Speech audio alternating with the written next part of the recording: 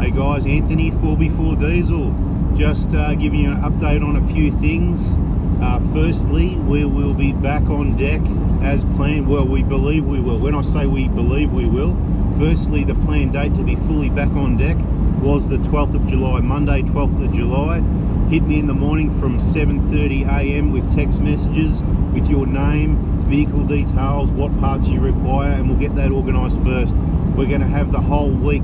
Please get in, first serve. Please get in early as possible on Monday, but we'll use Monday, Tuesday, Wednesday, whatever we need to that week to catch up with all the parts that we haven't supplied you for the last few weeks or month or longer or whatever, right? So we have people in place to cover some, let's say, emergency orders, the regulars, the trade customers and that sometimes, but we've still got to do some work to take those orders because I like to do it myself. You know, get it right. If you want it done right, get it right the first time. If you want something done properly, you've got to do it yourself. That's me. So I can do it while I'm on holidays, but of course I'd rather not. Really appreciate everyone's patience, all those people that have waited, but the time has come. We will be back on deck. We've managed to secure some stock, so hopefully we've got and we can get more than we supplying and installing. My other little point I'd like to make is if we're not back in time for whatever reason, it's all due to coronavirus crap. And when I say coronavirus crap, what I mean is, you know, in recent weeks we've been up the top of WA, you know, in the Kimberley region. There's no coronavirus anywhere near there. We've been in the outback, away from it all, and we plan a route home. And we note that South Australia's had every state of Australia locked out. The inconsistency between the permits to get in and out of each state and the times they lock you in and lock you out and how long it takes to change things is ridiculous. Give you the example. As far as I know, Northern Territory had a case, or I don't know if there was more than a case, but they haven't had one for more than a week.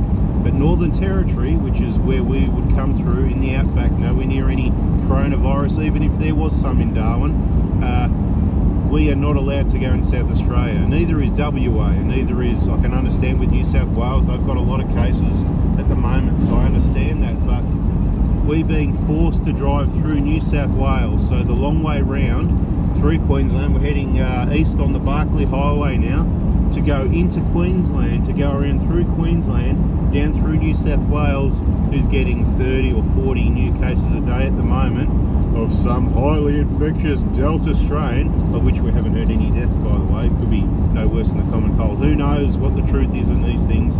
I don't care. What I know is it's ridiculous, the inconsistency of these permits and where you get locked out from, forcing us to travel further. I'm not complaining because it's further, it's just stupid that we've got to go further, and the places we've got to go through New South Wales to get back to Victoria instead of through the clean Northern Territory in South Australia, which would be shorter and swifter, quicker, safer, whatever you like, okay? So certainly a lot less kangaroos, I reckon, anyway. But so if we're late, it's because, I don't know, if we get any delays, you know, crossing borders. We've got all the permits we can in place. New South Wales, you can't get one until within 24 hours. So you've got to drive there and then hope for the best.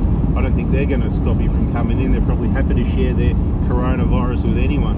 But getting back out, Victoria's cool. It all depends where you've been. Again, they've got the green zone, orange zone, red zones in place. Very disappointing with South Australia and the other states that don't operate that way. I think all the states need to get onto the same system, the same simple permit system with the right questions. Where have you come from? This and that. If people can do the right thing, that'll work well. Of course, if you're been places and it's higher risk, then you should be, I think it's also reasonable to go home or go wherever in quarantine. Anyway, back on topic. It's looking like we'll be back on deck 12th of July. Now, if if you want to get into the Prado Hospital, or the Prado Hospital 2, or the Prado Hospital 3, or any of those sorts of things, or you need help with anything else other than requiring parts kits, then please wait one more week, okay? So that'll be the 19th of July, Monday the 19th of July, okay?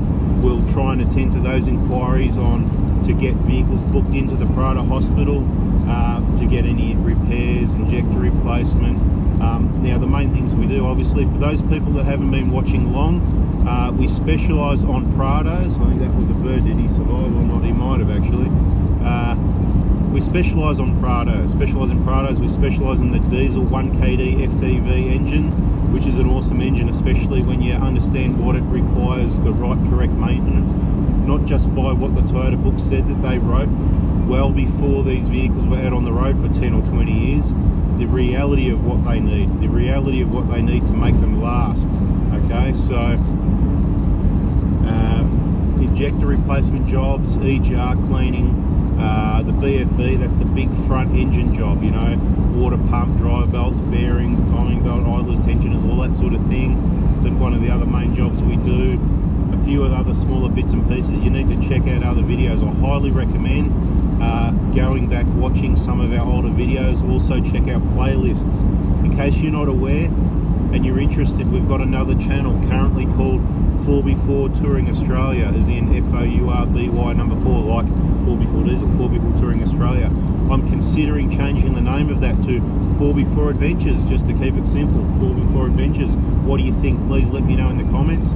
Is FOURBY4 Adventures more simple and straightforward than FOURBY4 Touring Australia? What do you like better? Okay, this video, if I put it up on the right channel, is going to go on FOURBY4DIESEL. We've got the other channel, so it's touring information like this, how to use the vehicle, tracks, you know, low range, tyre pressures, it's scenery. There's a lot of vehicle information as well to do with fridges, batteries, charging, solar, all this sort of thing. Pull over if sleepy. I'm not sleepy. So we've got 2 channels there. Please remember to subscribe, turn the bell on both so you don't miss out on the next important bit of information. We're going to keep cruising this way. Yes, it is the long way, but you got to do what you got to do. My thoughts for the day are, how stupid is it that we can't go the right way that's clearly safer? So something needs to be done, because it's ridiculous sending so many vehicles, caravans and everything into Queensland who want to return to you know, Victoria. I think you can return to South Australia if you're South Australia resident only. There's all these exemptions, but they don't work. When you go to fill out the form, it says you will be auto declined. So passing through South Australia, if you don't stop, and if you only stop in these places no longer than whatever, except that you can't get the permit, it doesn't work, it doesn't happen. So anyway, maybe I've got it wrong. If that's the case, please let us know in the comments how you would travel from the top of WA, where there's no cases, through NT, where there's no cases, through South Australia, where I think there's no cases, and into Victoria, where there's no cases but you're not allowed to. How dumb's that? Hey, in the meantime, while they're flying plane loads into just about every state, hundreds of people every day, I don't know how many it is, hundreds a day or more or less or whatever, thousands a week, from countries that have got tens or hundreds of thousands of cases of coronavirus. It's just ridiculous. These people shouldn't have even been allowed to fly out, to have to return. It's putting the whole country at risk, inconveniencing 25 million people for the sake of a few thousand. Anyway, I'm out of here. That's a bada bing, bada boom. Thanks for watching. That was the update. Back on deck soon. Thanks again for your patience. Thanks again for listening. And I hope you understand what I'm trying to say. Ridiculatus. There you go, there's a new word. See ya.